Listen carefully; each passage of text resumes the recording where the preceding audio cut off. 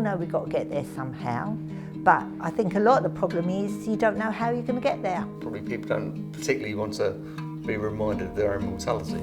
I think it's because it's such an emotive subject. Sometimes people don't know what the right thing is to say if someone has just lost somebody close to them. Even those that aren't afraid of death in itself, they're afraid of the process of dying. I think they're scared of it as well. Like a lot of people say, oh, it's the biggest fear, like I'm so scared of dying. Or if they like jinx it, if you're starting to talk about death and then something does happen. Yes, I have made plans, which kind of was a torment to my husband because he's not very good at talking about it, puts it on the back burner. My wife knows my songs and that I want to be cremated. My husband and I made wills. I haven't sort of made definite plans, but I think we've got a good idea what we would like. I've discussed the fact that I want to be buried, I don't want to be cremated. My partner died 2 years ago, and the fact that I could pull out a piece of paper and say, right, this is what I have to do because this is what we talked about, and that's what got me through. So I think it's essential. I think if I die at, let's say like 70, I think I'd like a traditional black funeral. But however, if I died like tomorrow, then I think I'd want colourful and I'd want to be cremated. Like whenever I watch 4 Weddings and a Funeral, I always think about like what I would do.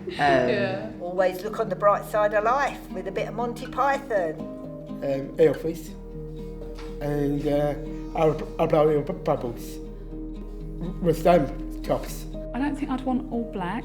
At my own funeral, I don't really want everybody to wear black.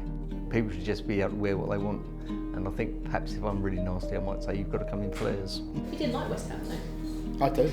You like West Ham, fair enough. Come in a wedding dress, I come in a It's little like evening gown. come in a tutu, yeah, like a bit fancy whatever you want to do. Yeah. What more could you want? If that's their kind of personality, I think people should just come as they are. I feel in the past it was more the death that was centred on, whereas now it's a celebration of the life that they had. Like me and my mum always say, oh, like I wouldn't want anyone to wear black.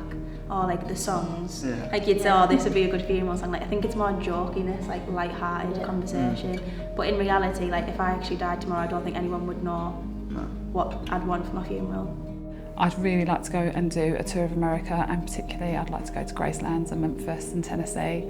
I definitely want to travel the world when I'm older, just to experience life in other countries. I've been to New York a couple of times, but I'd really, really love to live there. It's a zip wire that goes in Wales. I've always wanted to do the longest zip line in the world, you know, where they strap you in, you look like Superman when you fly.